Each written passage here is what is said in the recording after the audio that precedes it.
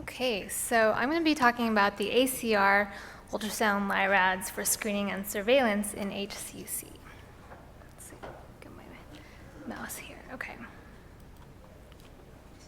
Oops. Okay, so these are my disclosures. I just want to disclose that I am the chair of the ultrasound RADS working group. I'm a member of the version 2017 RADS writing group and a member of the RADS steering committee, so I have a personal vested interest in all of you adopting RADS and especially ultrasound RADS. And CEUS, yes, a plug for CEUS too, it's very important.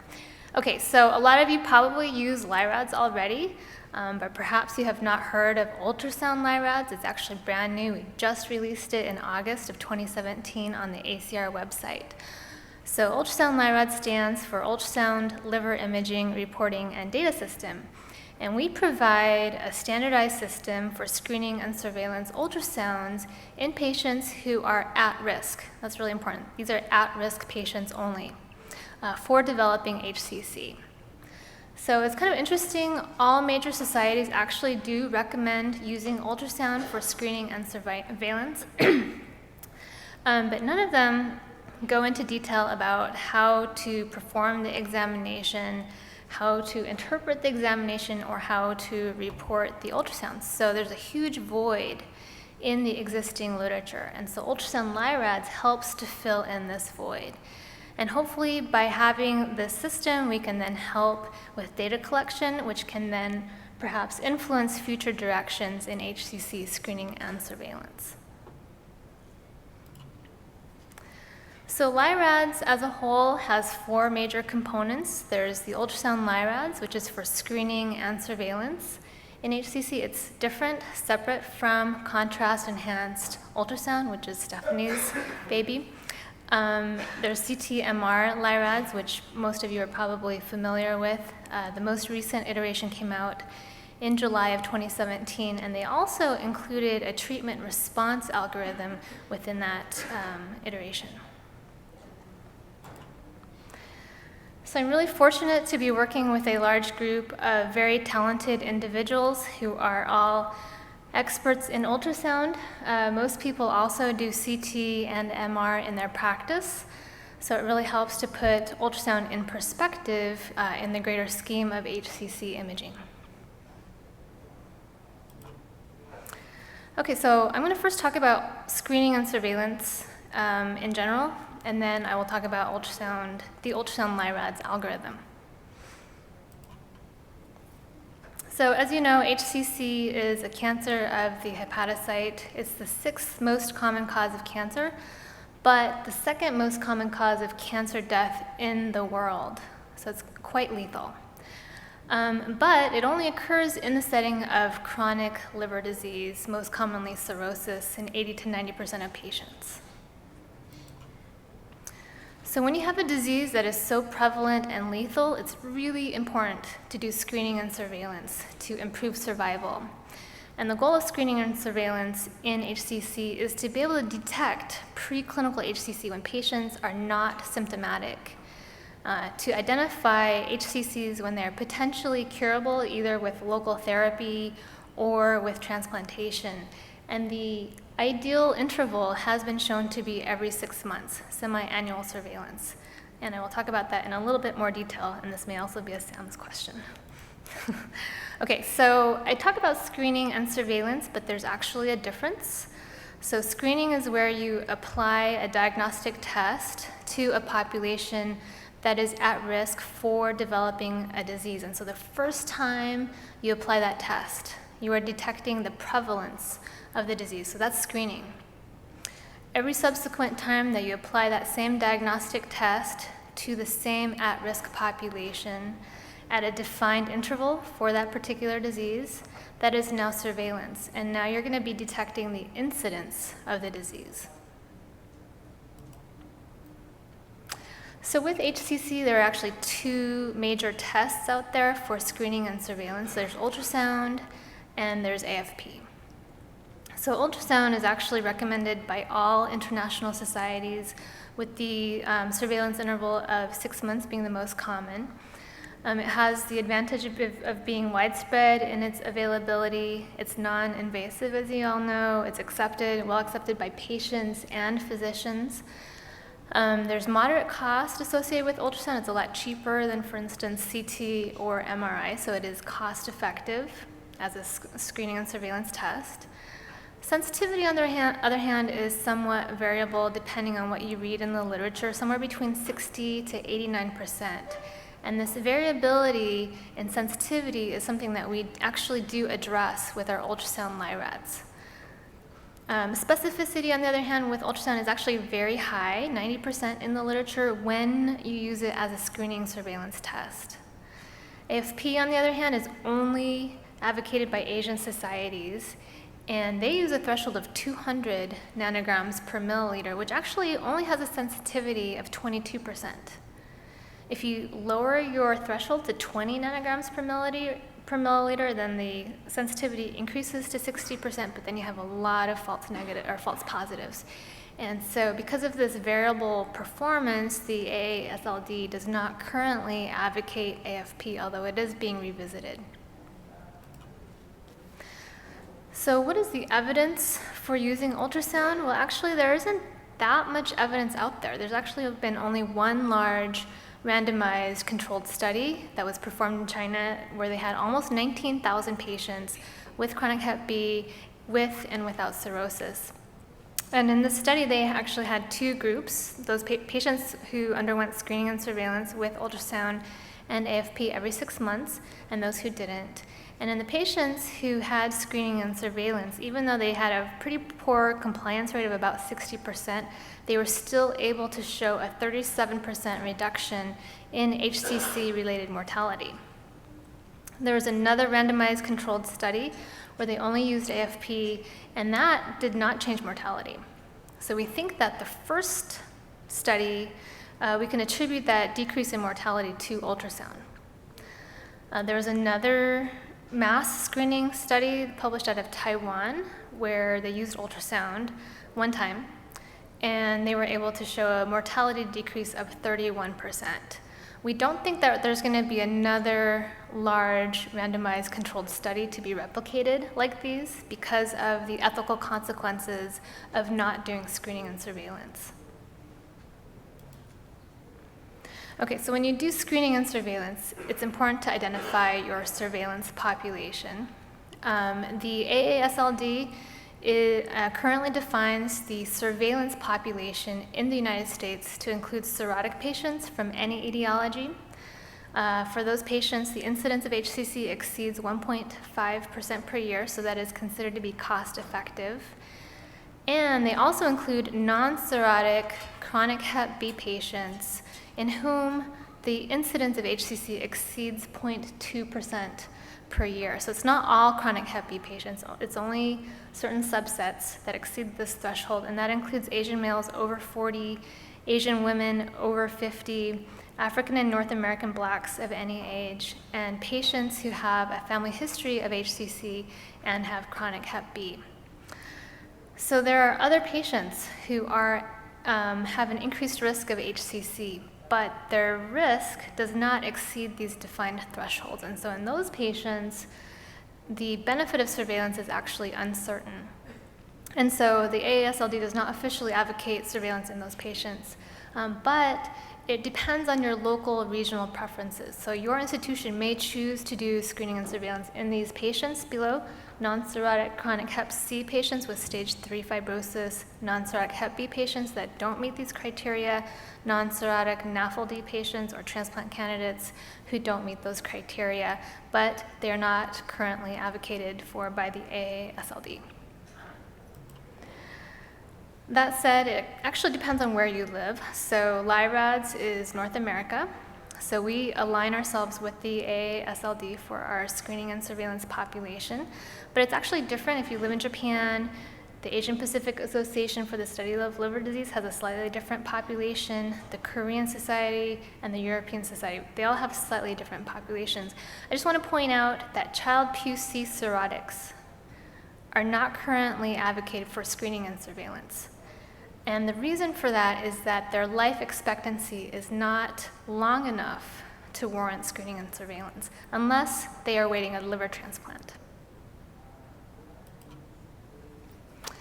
Okay, so I talked about the surveillance interval, and the surveillance interval actually depends on the growth rate of the tumor, not the risk of HCC development.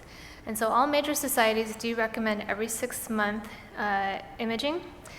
And the evidence out there is that there's 2 studies that have shown that 6 months is better or improves survival compared to 12 months. There's one study that's a little bit older that looked at 6 versus 12 months and showed that they were equivalent. That was from 2002. And then there are a couple of other studies that used shorter interval surveillances, less than 6 months, and didn't show any benefit to survival. So 6 months seems to be the sweet spot for HCC. Okay, so that's screening and surveillance. Let's get to the meat of this, the ultrasound RADS algorithm. Okay, so in our algorithm, we do talk about how to do the ultrasound examination. It's really important that you use proper technique. This is probably all obvious to you guys, but you do want to optimize by making sure that the patient hasn't eaten at least 4 to 6 hours prior to the ultrasound. To minimize bowel gas, you want to optimize the image to adequately penetrate the whole liver, looking so that you can see the entire liver and diaphragm, get transverse and longitudinal views through the liver. You're really looking specifically for any focal abnormality or diffuse parenchymal abnormalities, which we'll talk about. We do recommend that when you look at the main portal vein, that you look at it with both grayscale as well as color Doppler, not just color Doppler, because the blooming artifact from color Doppler could potentially obscure a subtle non-occlusive thrombus, which you might be able to see with grayscale better. We leave it optional whether you get color Doppler views of the branches of the portal vein, right and left branches, right, middle, and left hepatic veins. Some institutions do that, like Stanford, but others do not, so that's optional. Unless you see a vein thrombus, then we do recommend that you look at that more carefully with color or spectral Doppler. Okay, so this is kind of a busy slide, but these are just all the different recommended ultrasound views in longitudinal and transverse. This is available online. Again, optional views include the color and spectral tracings of the veins, and then cine loops we leave as optional, although we have found anecdotally that cine loops helps to improve your sensitivity. So the way this all fits together is that a patient should undergo surveillance every 6 months with ultrasound. If the ultrasound is positive, ultrasound 3, then they should go on to further characterization with a contrast-enhanced multiphasic CT, MR, or contrast-enhanced ultrasound. So the goal of the ultrasound, the surveillance ultrasound, is to detect a lesion or detect an abnormality. The goal of the diagnostic study is to characterize the lesion. Okay, so ultrasound RADS, in a nutshell, you should provide 2 scores. Okay, the first score is the ultrasound category, and that determines the follow-up. And there are 3 possible three parts to this, or 3 possible categories: ultrasound 1 negative, ultrasound 2 subthreshold, and ultrasound 3 positive. We'll talk about each of these in more detail. And then we recommend that you provide a visualization score. So the visualization score addresses that sensitivity we talked about.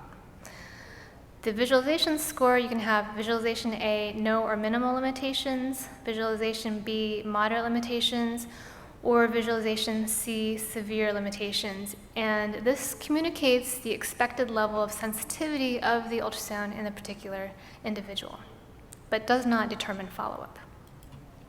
Okay, looking at the ultrasound category first, we've color-coded it, just like the rest of RADS. So ultrasound 1, negative, it's green. That's good. You can continue on with your surveillance every 6 months. Ultrasound 2, subthreshold, is yellow. It means caution.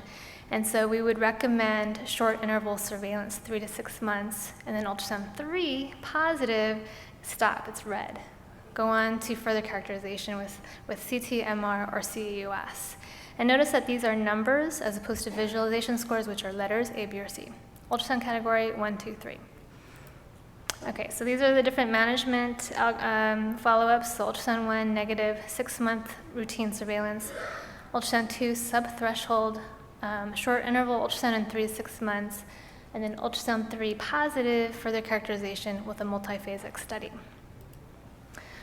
So in a little bit more detail, ultrasound 1 negative, this means that there is no evidence of HCC. So either you see nothing or you see something, but it is definitely benign. And by that we mean a simple cyst, focal fat sparing, most commonly around the gallbladder, a previously confirmed benign lesion such as a hemangioma or FNH, for instance, or calcifications. Those would all be considered ultrasound 1 negative studies. And here's an example of a patient who has a normal liver except for a cyst. Ultrasound 2 subthreshold is where you have an observation that may warrant short-term ultrasound surveillance. And by that, we actually mean that we see something, observation, that measures less than 10 millimeters in longest dimension that's not definitely benign, and it can be of any echogenicity. So here's an example. Here we see a hyperechoic subcentimeter lesion. We would say that this is ultrasound 2 subthreshold. We see these very frequently in patients who have chronic liver disease, and so we don't really want to be chasing all of these, every single one of these. Many of them do not have CT or MR correlates, and so these would warrant a short interval follow-up. Another patient with a subcentimeter hyperechoic lesion, again, short interval follow-up. The reason for that is that although many patients have these with chronic liver disease, we don't want to miss a subtle early HCC. This patient actually got lost to follow-up, and 1 year later, he came back, and this lesion had grown substantially into this large arterially enhancing lesion with washout. So this is what you do not want to happen. You want to detect that lesion early. Another example of a hypoechoic subcentimeter subthreshold lesion. Ultrasound 3 positive is where you see an observation that warrants further characterization. I'm trying to use the word observation instead of lesion because observation does not convey an opinion, whether positive or negative, or suspicious or non-suspicious. Observation is more neutral. So we do try to use observation in RADS. In any case, an ultrasound 3 positive would be either a focal observation that measures greater than or equal to 10 millimeters in longest dimension, or a new thrombus in a vein. Oops, let me go back. And I just want to also mention that we include in this parenchymal distortion as part of an ultrasound 3 positive. And I'll show you some examples of that.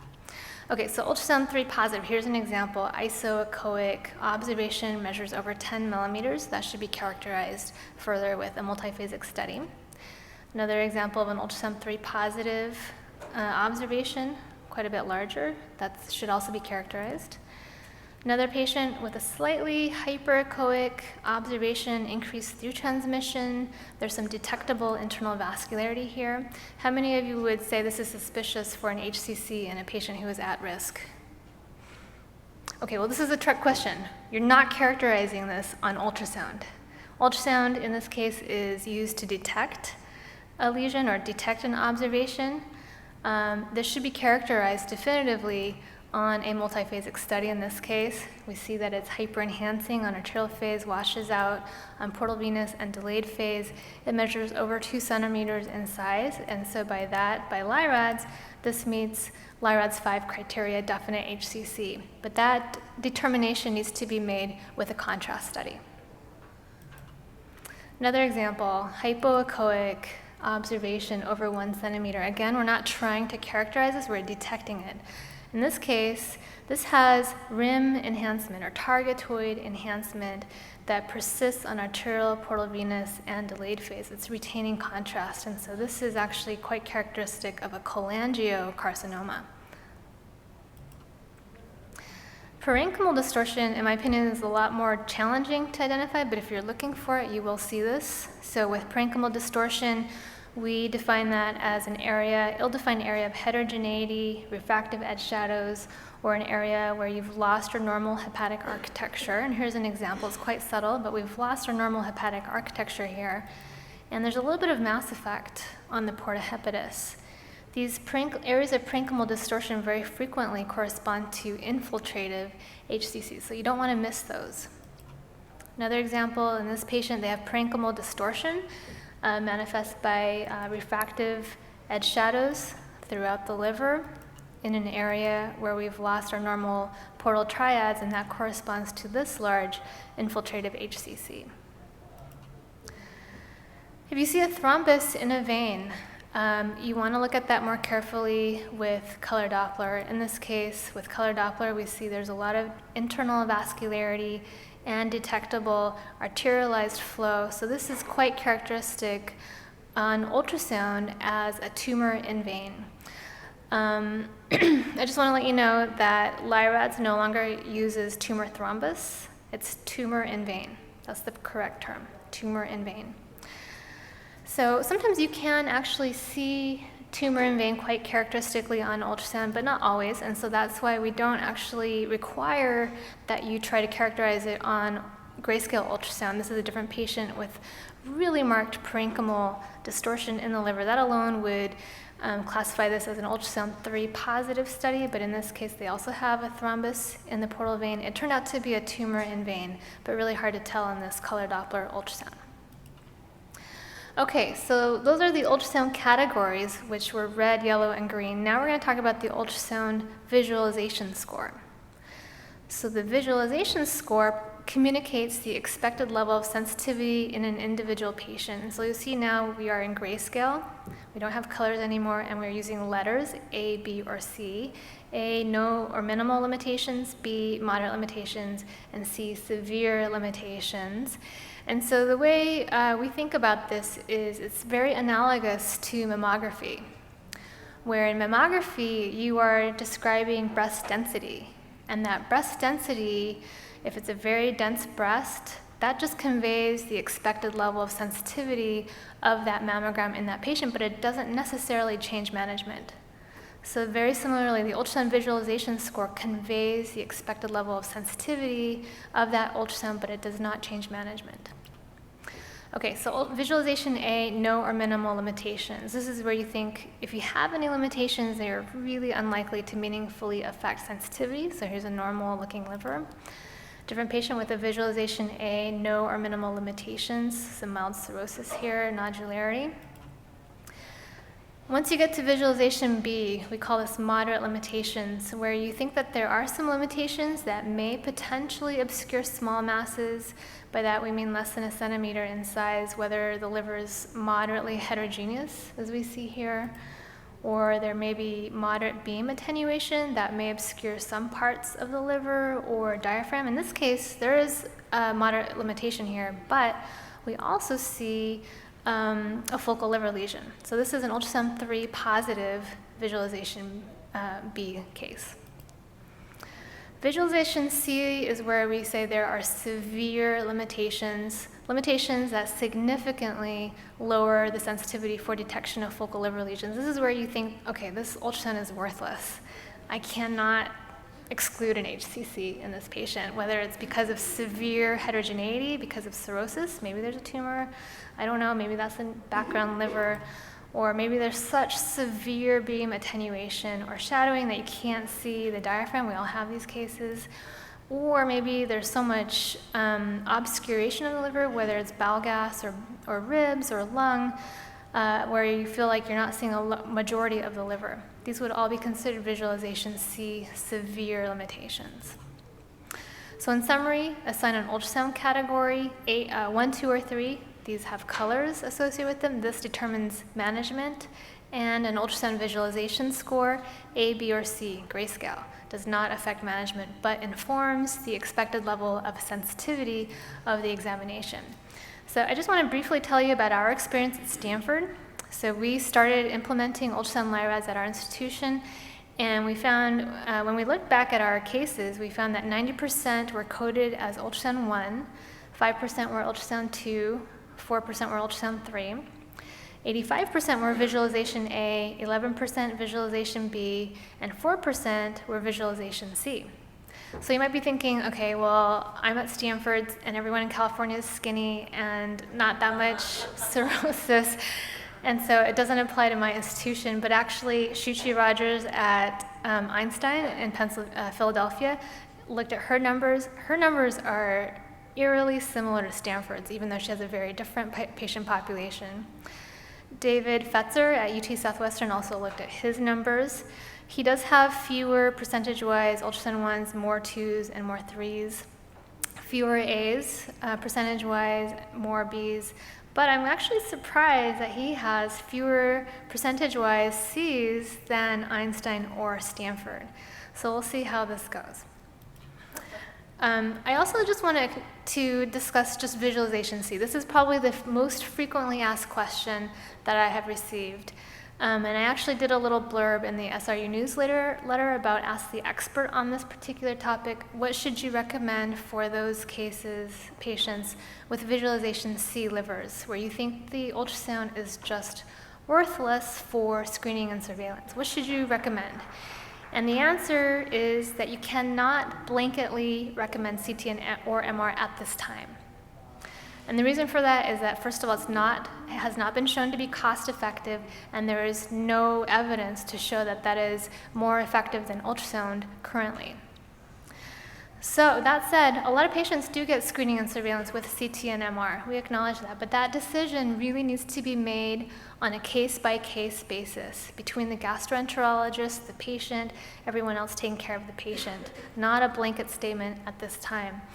However, as we are able to look at our data and we get performance and outcomes data, then perhaps we might change our recommendations based on our visualization scores, but that'll really depend on what kind of quality and strength of evidence we are able to obtain. Okay, so in summary, ultrasound LIRAD screening and surveillance, it was just released in August. It's fresh off the press. I hope that you implement it at your institution. There are 2 scores, the ultrasound category score 1, 2, or 3 that determines follow-up, and then the visualization score A, B, or C that conveys the expected level of sensitivity, but it does not determine follow-up.